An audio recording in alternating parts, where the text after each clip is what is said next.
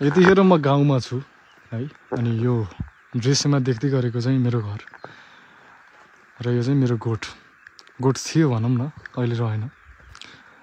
हिजो करिब 11:30 बजेको समयमा अन्जान व्यक्तिले यो गोठमा आगो लागि गरिदिँदाखेरि गोठको हालत यस्तो छ अहिले है। यो गोठ जल्दै गर्दा, यो गोठमा आगो लागि हुँदै गर्दा चाहिँ हामीलाई धेरै नै धनजनको क्षति भयो। यहाँको दाउरा घाँस सबै नष्ट भयो। 1.5 वर्षको पहाड थियो, यही गोठमा आगो लागेको कारणले गर्दा त्यो रहेन। अनि अब करिब 1 महिना बाँकी थियो भैँसी ब्याउनुको लागि है। यस्तो छ, 1 महिना बाँकी थियो। पहाड जलेर यो त्यसको शरीरबाट निस्केको यो भित्रबाट है, आन्दाभुँडी सबै यहीँ यस्तो भएछ जलेर। अनि भैँसी ब्याउन चाहिँ 1 महिना बाँकी थियो। त्यो भैँसीको पनि बाँच्ने अवस्थै छैन।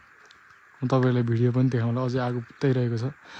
गर्न त हिजो यो गाउँ समुदायका मान्छेहरूले हेल्प गरिदिनु भएछ आगो निभाउनलाई है। यो आगो त निभाएँ, तर मैले मेरो आमाको मनमा बलेको त्यो राप चाहिँ अझै मेटाउन सकिनँ। अझै मैले सम्हाल्न सकेको छैन मेरो आमालाई।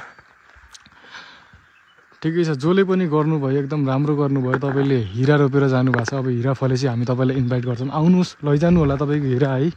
एकदम राम्रो गरिदिनु भयो। खुट्टा तान्दै गर्नुहोस्, म प्रगति गर्दै जान्छु है। तपाईँहरू खुट्टा तान्दै गर्नुहोस्, अझै म अगाडि बढ्दै जान्छु है। मलाई टुटाउनको लागि गरेको यो प्रयास मेरो हिम्मत जुटाउने एउटा हतियार बन्नेछ। यो कुरा पनि याद गर्नुहोस्। यो मेरो आमाको आँखाबाट बगेको त्यो आँसु मैले बिर्सिन्न है। जो पनि हुनुहुन्छ तपाईँ, एक न एक दिन तपाईँको परिचय खुल्छ नै।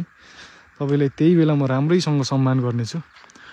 तपाईँको काम एकदम अविस्मरणीय छ। ल, एकदम धेरै धन्यवाद तपाईँलाई। तपाईँको घरमा यस्तो नहोस् कहिल्यै है। तर म चाहिँ अर्कोचोटि के भन्छु भन्दा, अर्कोचोटि कायर बनेर चाहिँ नहिँड्नु होला कि।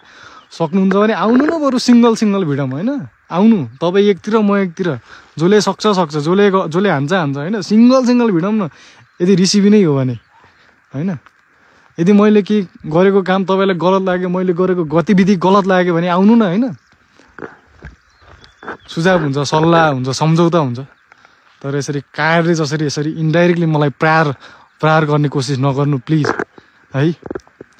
ल, अवस्था यस्तो छ।